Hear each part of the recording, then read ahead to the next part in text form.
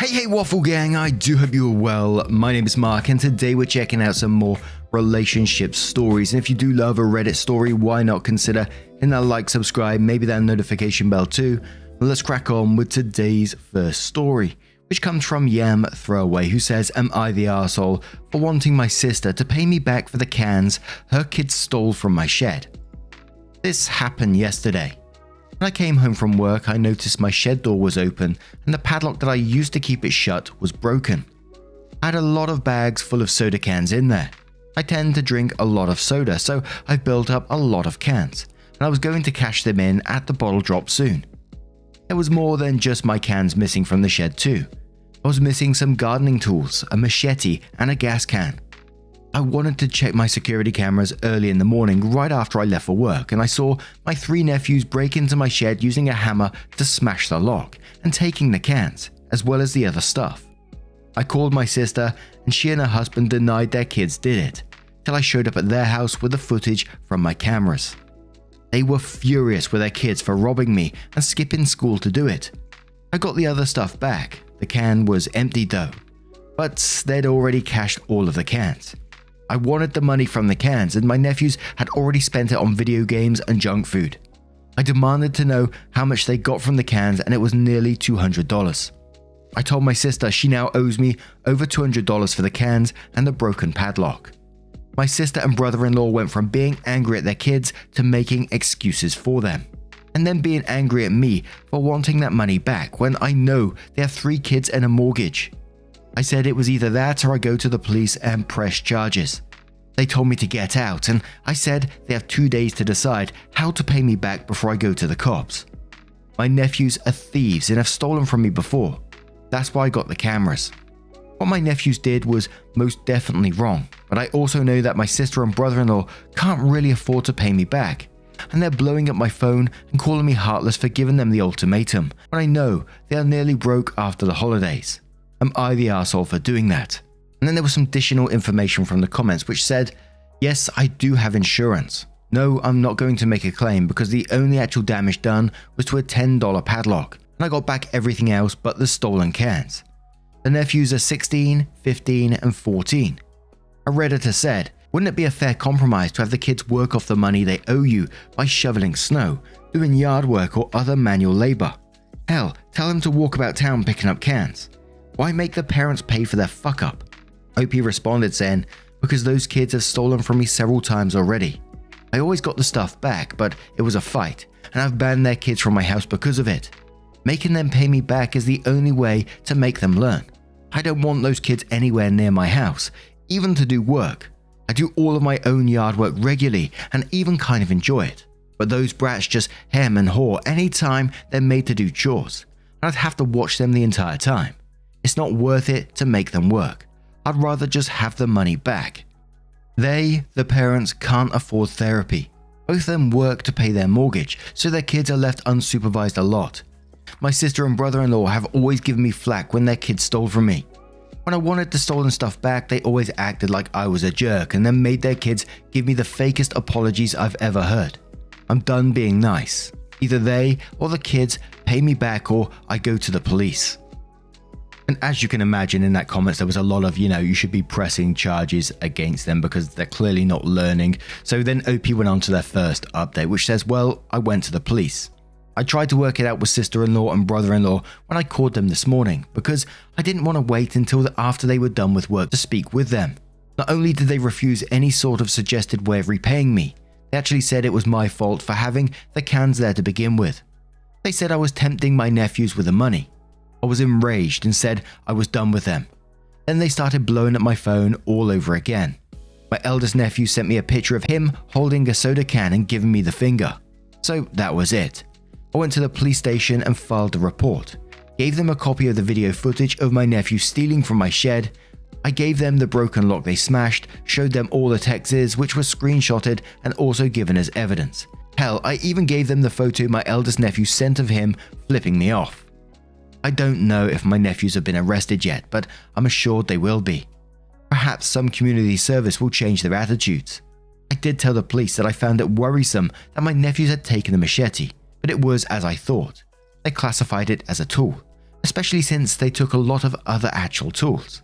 Other than the machete, they also took some gardening shears, a steel rake, 2 shovels, one of them being one of those folding camping ones, a full 2-gallon gas can, a cheap power drill I got for like $5 used, an electric hedge trimmer, and a small electric chainsaw that was also used.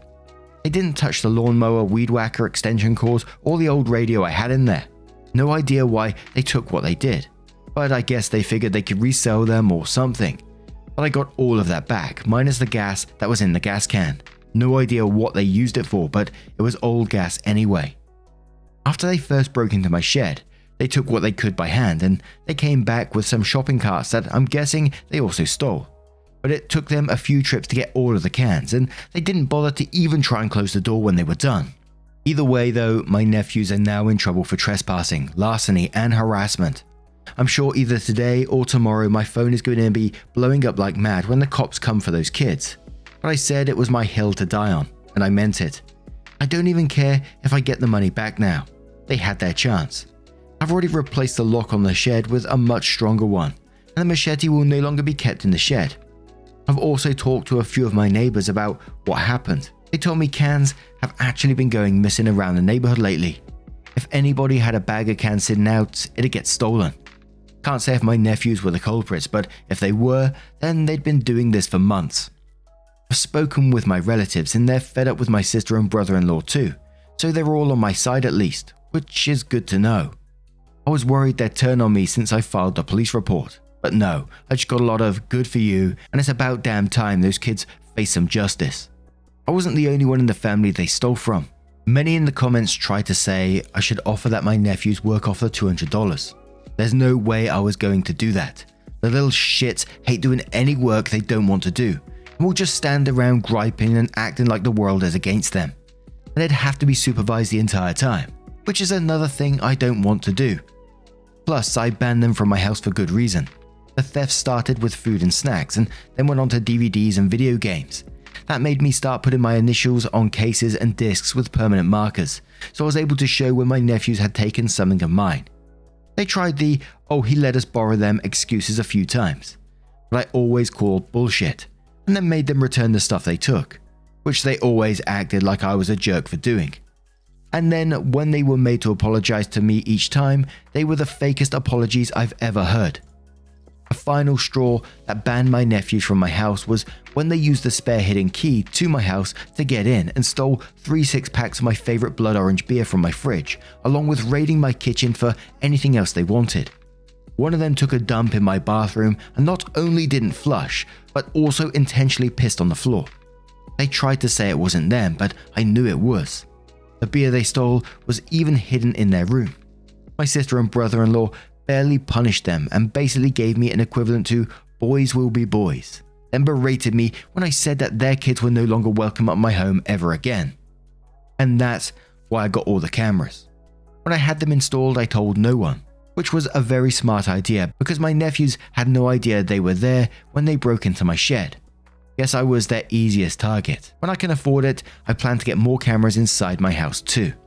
OP then moved on to the Entitled People subreddit, which said in a prior post in a different subreddit, I asked if I was the bad guy for wanting to call the police on my nephews for stealing from me, and the overwhelming support I got made me realize that standing my ground was the best thing for me to do. About midway last week when I came home from work, I noticed my shed door was open and the padlock that I used to keep it shut was broken, and I had a lot of bags full of soda cans in there. I and my friends tend to drink a lot of soda, so I've built up a lot of cans over the course of about a year, and I was going to cash them in at the bottle drop soon because I like big payouts. It's 10 cents a can where I live after all, but there were more than just my bags of cans missing from the shed. Then there was some repeated information, and it continued. When my sister and brother-in-law saw the camera footage of my nephew stealing from me, they seemed furious, but they were actually madder that their boy skipped school to steal from me. They spent all day repeating trips to the bottle drop and cashing the cans by machine. The bottle drop also pays by machine, so they just kept bringing the cans in until they cashed them all. And then when they bought the video games and junk food with the money, said money actually amounted to nearly $200. With that and the destroyed padlock, I told my sister and brother-in-law that they now owed me $200. My sister and brother-in-law went from being angry at the kids to making excuses for them, and then being angry at me for wanting that money back, when I know they have 3 kids and a mortgage? I said it was either that or I go to the police and press charges. They told me to get out, and I said they have 2 days to decide how to pay me back before I go to the cops. Skipping some more repeat information, and it says I got back everything else my nephew stole, machete and gas can included, though they'd already used the gas for something. But over the next couple of days, my sister and brother-in-law were blowing up my phone with a ton of messages, both verbal and text. At first they were calling me heartless because it was right after the holidays and they have 3 kids and a mortgage. Then they started gaslighting me, then even threatening me. All of this would go in a repeating cycle.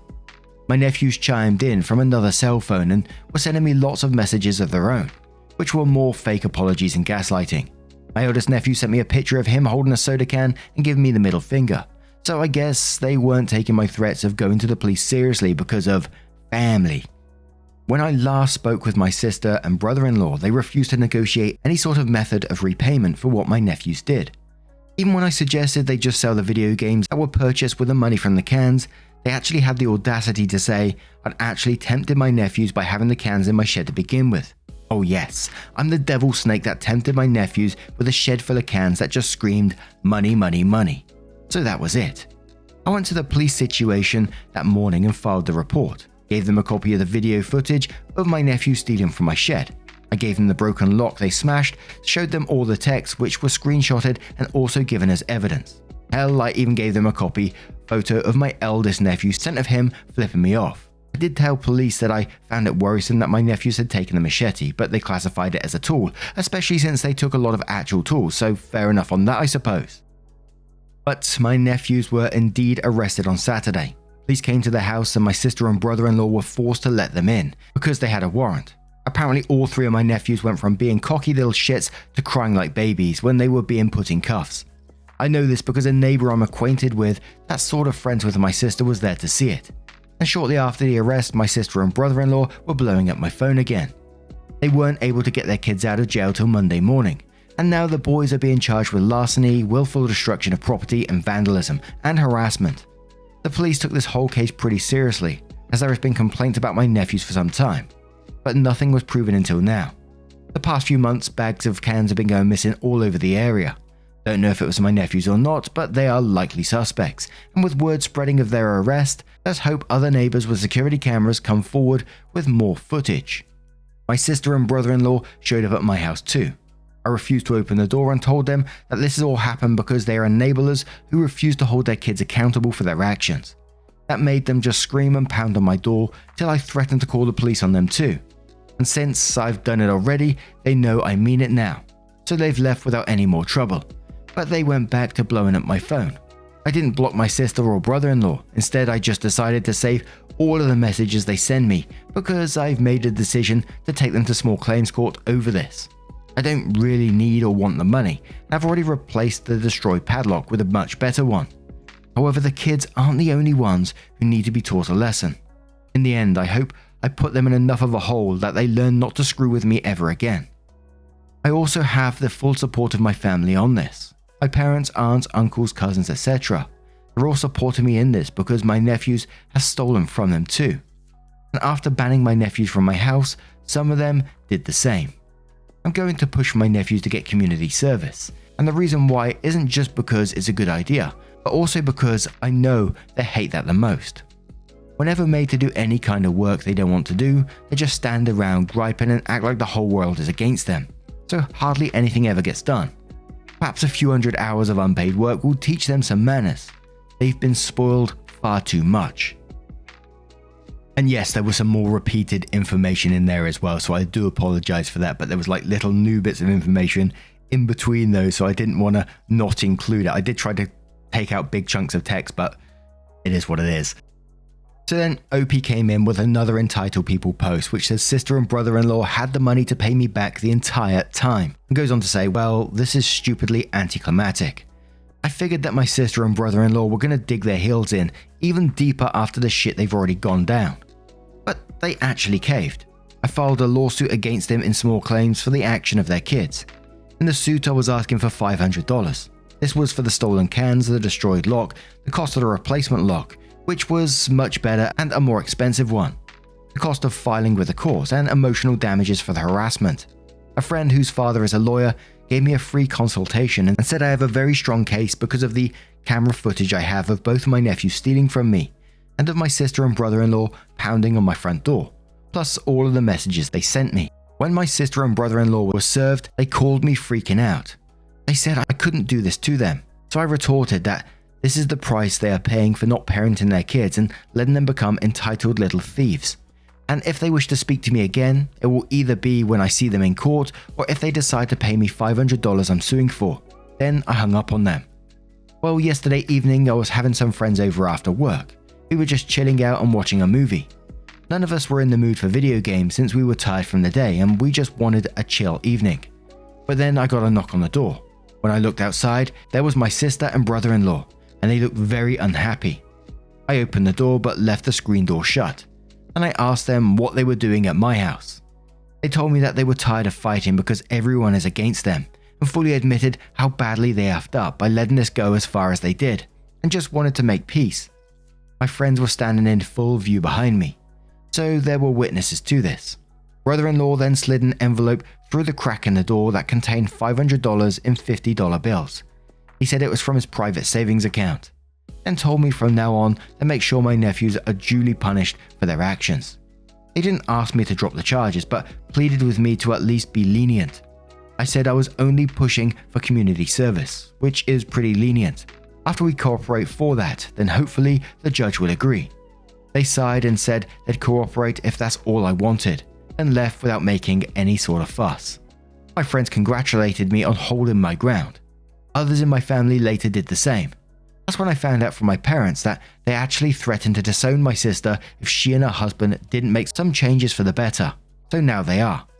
It may be a forced change, but it's the best we'll probably see out of them. My mum paid my sister and brother-in-law a visit after they repaid me too, so told me that my nephews were not playing video games. In fact, every single video game related thing was put away somewhere, and so was the TV that my nephews would game and watch movies on. All three of my nephews were in their rooms most of the time and were very rude and unwelcoming to their grandmother, but my sister claims that they are dealing with the situation.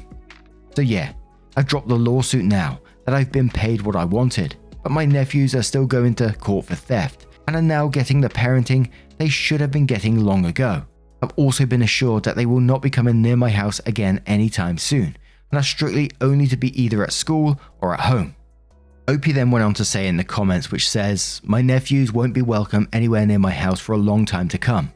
My sister and brother-in-law are now basically forced to do the parenting they should have already been doing, and everyone else in the family has been on my side about this because my nephews had basically gotten everyone to hate them."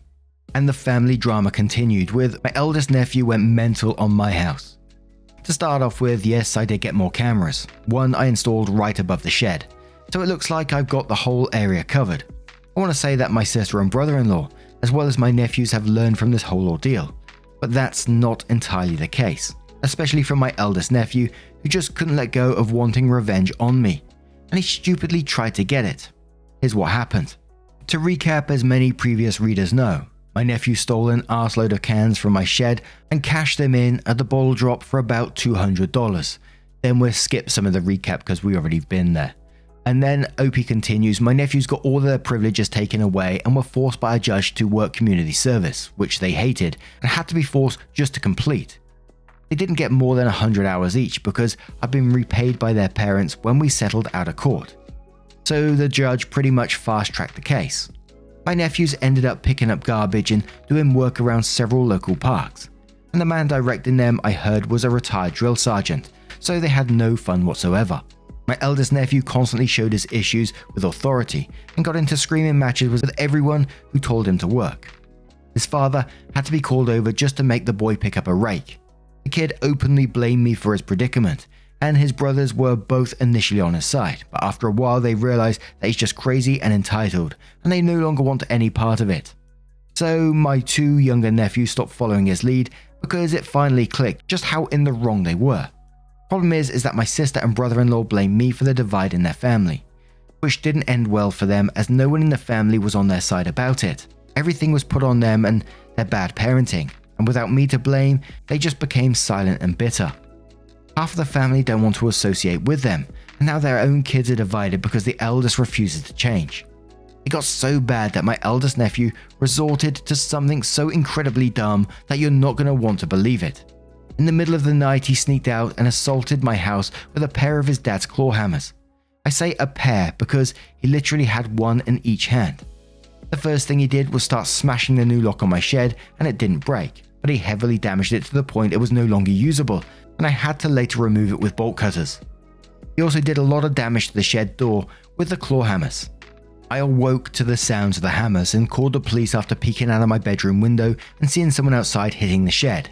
Though I didn't realize it was him at first because he had his face covered with a creepy looking mask. He saw the bedroom lights come on and chucked one of the hammers through my window. There was broken glass everywhere, and I'm lucky I didn't cut my feet on any of it because I was barefoot. Then my nephew started beating on my back door with a remaining hammer. He did major damage, breaking the knob and the window on the door, and also tore into the door itself with a claw hammer. I was worried the door wouldn't hold out, so I yelled police were on their way, and he took off before they arrived. The night vision on my camera showed it was him.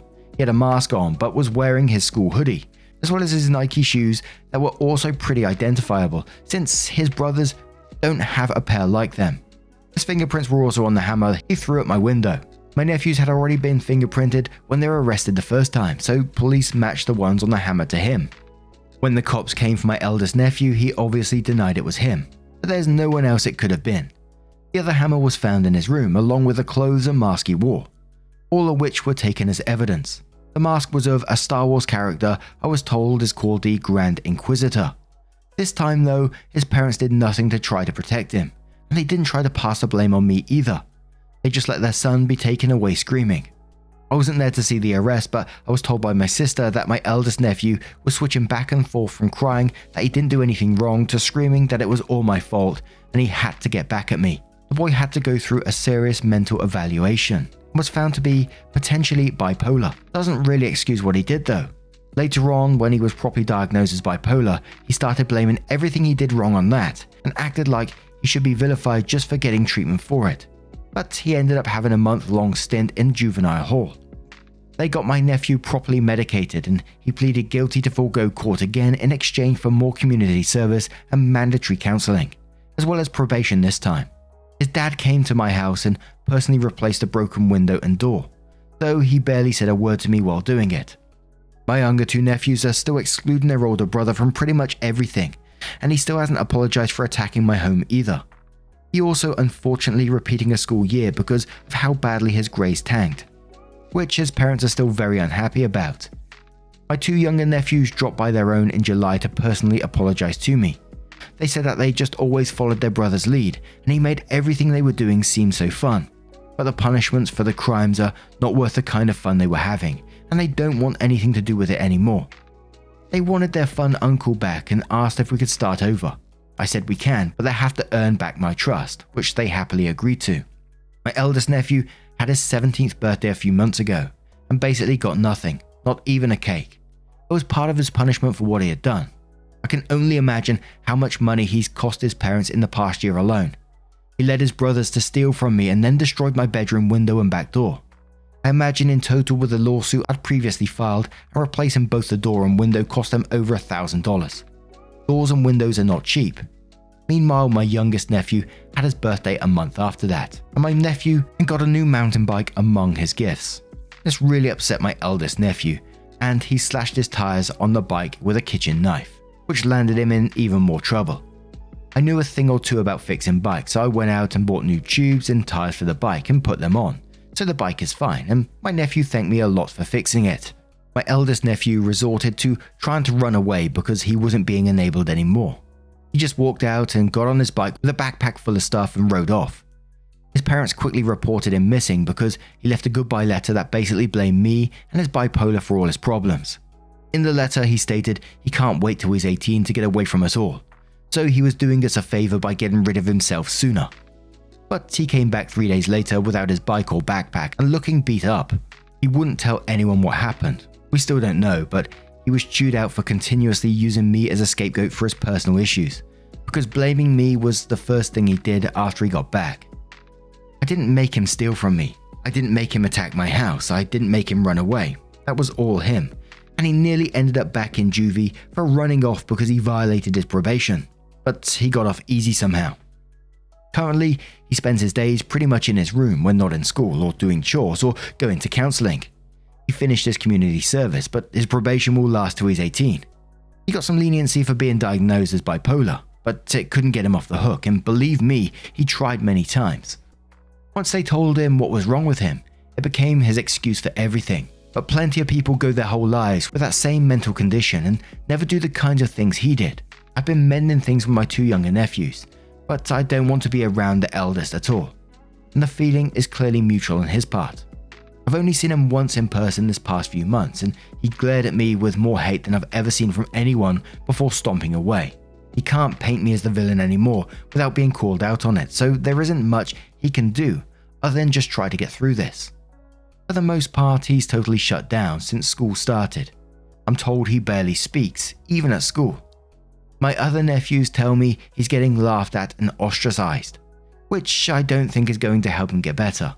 My sister and brother-in-law are also not on the best terms with me right now as well, but they can't exactly put any blame on me either. They know it was all on them and their bad parenting. I basically forced them to be more active in their kids' lives, which they should have been doing already. They complain a lot about being tired from work and keeping an eye on their kids, so whenever we talk as of late, it's always awkward and forced. They don't come to my house or me to theirs, but we do see each other at my parents' house, and our mother demands we be civil there, which I have no problem with. My 2 younger nephews have regained most of their privileges. They got their TV and video games back, but my eldest nephew isn't allowed on them at all. I'm told he's got some electronic entertainment in his room, but what kind I don't know. I just know he spends most of his time in there, unless he has to be somewhere else. My eldest nephew is also not welcome pretty much anywhere in the family anymore. I've recently heard from my parents that they don't even want to see him on Thanksgiving or Christmas Eve this year because they're sick of his behavior and petty thievery. I guess I can understand that, but even I feel it's a bit harsh. My sister and brother-in-law do as well because they are threatening to boycott if they can't come to either holiday. I can't stand that kid. Would not want him in my house either, so I can understand why they've made that decision.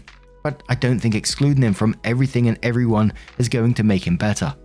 It's going to take a long time for my eldest nephew to mend bridges, if they can even be mended at all.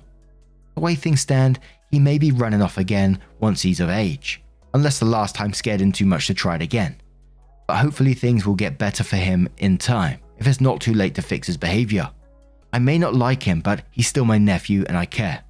But I'm kinda powerless to do anything, so for now the most I can do is just keep my nose out of it and offer support where I can. And then there were some people asking questions below and Opie replied to him. So someone said, so he's bipolar and his parents were absolute shit until suddenly he gets into trouble. He probably feels like everyone turned their backs on him. I feel terrible for him, honestly. Bipolar, from my understanding, gets really bad right around 16 to 18 years old, and everyone in the family wrote him off. OP replies saying, I wouldn't say they wrote him off, more like they just don't want him around this year. They never said the ban extends to next year. My parents just think that if he's not allowed to come, he'll maybe understand after a while that they can ban him again if he doesn't work on getting his behavior in check.